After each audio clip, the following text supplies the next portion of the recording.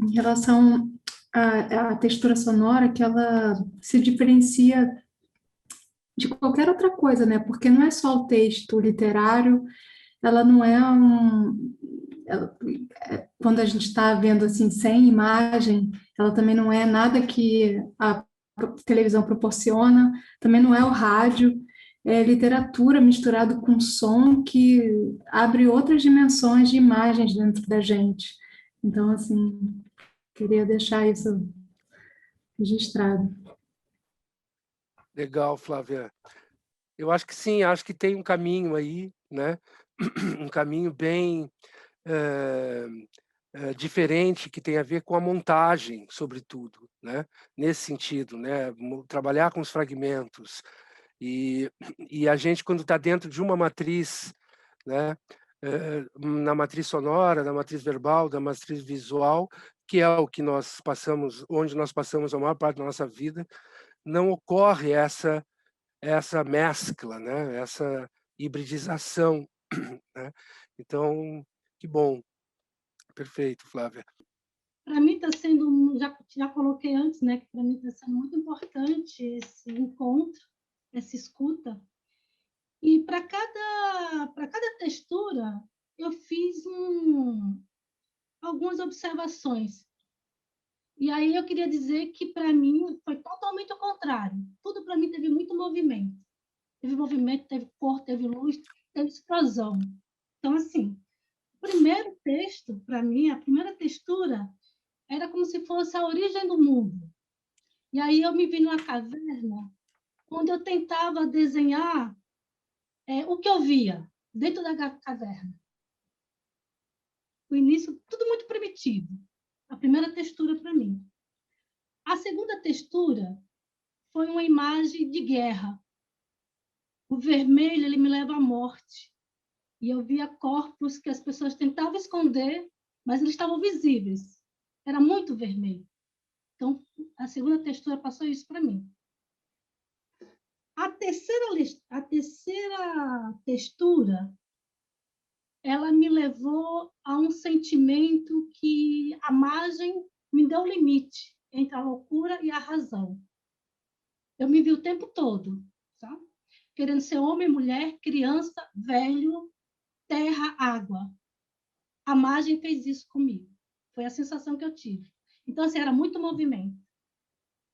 E a quarta, quando falou em Guimarães Rosa, eu saí enlouquecida, apagando as lâmpadas, apaguei a luminária, fechei os olhos, aí vi que não era suficiente, aí fechei os olhos, só faltei furar meus olhos para que eu não pudesse enxergar nenhuma luz e só escutassem a luz do texto.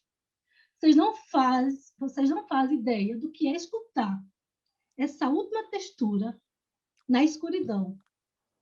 Porque, assim, ela nos leva a um mundo colorido, de movimento, belíssimo. Parabéns. Inesquecível. Obrigado, Lanise. Que depoimento. Muito legal. Que bom que você escreveu. Né? Eu acho que essa é muito curioso assim ficar ouvindo. Agora eu estava ouvindo a Lanise e estava lembrando assim o quanto que esse tipo de experiência abre as possibilidades de interpretação e o quanto que essas possibilidades de interpretação elas são, vamos dizer assim, absolutamente acolhedoras, porque por exemplo, a Ulanise colocou questões que não me ocorriam, jamais me ocorreram, né? Em alguns casos, em alguns comentários. Mas, assim, tem tudo a ver, né? Então, essa questão da não racionalização como um projeto a priori, ela abre essas possibilidades, né? Porque se a coisa estiver muito racionalizada, explicada, descrita, acabou. Né? Quer dizer, acabou. Então, eu mesmo tentei explicar o mínimo possível para vocês. Né? Agora, a reação é sempre essa. Né? Quer dizer, é um pouco, talvez, aquela situação que vocês já devem ter passado com algum artista, ou vocês mesmos como artistas, né? Em que um fulano chega para a pessoa e fala assim, nossa, realmente você está falando da intimidade, da subjetividade, né, das pessoas que vivem nos confins do mundo, e as pessoas que se relacionam com as pedras. E a pessoa fica olhando, o que a pessoa tem que responder? Sim. E que bom que eu consegui fazer isso, porque é essa liberdade gazeteira que possibilita o diálogo, né? Então é isso, a gente sempre, é aquela história, né, de terminar o texto, não terminar o texto, de finalizar o texto, um livro só termina quando é impresso, quer dizer, enfim, no fundo é o sentido tentando ressurgir a todo momento e se reconstruindo a todo instante, né? É um privilégio ouvir o depoimento da Ulanise, porque eu acho que ela respondeu uma reação à provocação do que foi a textura. E eu estou tentando organizar as ideias, porque, para mim, esse trabalho ele mexe muito mais com a sensação e com o estado que ele te leva do que alguma coisa fechada. E isso me ocorreu um pouco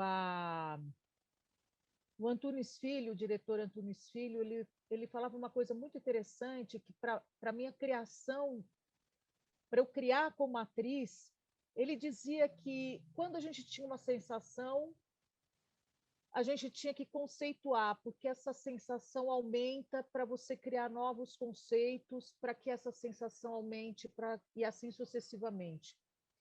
E talvez essa textura me bata, por isso que eu estou falando da organização da ideia, com uma coisa que está ainda muito na sensação, e é o que pelo menos eu estou precisando nesse momento para nutrir a minha vida, ou a minha alma de artista nesse momento absurdo que a gente está vivendo.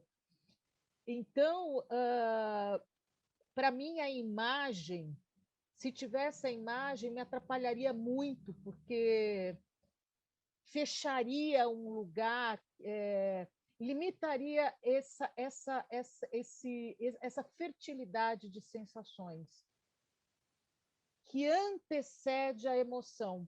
Por isso eu consigo ter várias imagens. Eu estou racionalizando, mas é organizar um pouco como está esse turbilhão de coisa aqui dentro. Por isso que eu acho que a imagem talvez limitaria ou reduziria essa ambiência ou esse cheiro ou essa sensação que a texturização, junto com o que é dito, com o que é cantado, com o que é tocado, se integra e leva a gente para algum lugar. Eu não sei se eu estou muito confusa, mas eu estou tentando elaborar as coisas falando, e muito em cima desse depoimento do Lanise, que é uma outra história, né? Que é a provocação disso tudo. Acho que é isso.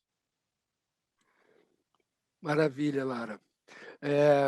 Então, eu acho que, por exemplo, nas experiências que nós fizemos com imagem, né, a gente procurou valorizar a textura, que a imagem valorizasse a textura, portanto, que a imagem valorizasse o som, né? Mas, sem dúvida, que já é um referente, né? Quer dizer, você já fecha o referente quando você, nesse caso, associa com uma imagem, seja por ela mais bem feita que seja em relação à textura, você já dá um referente para o caminho do diálogo com a escuta.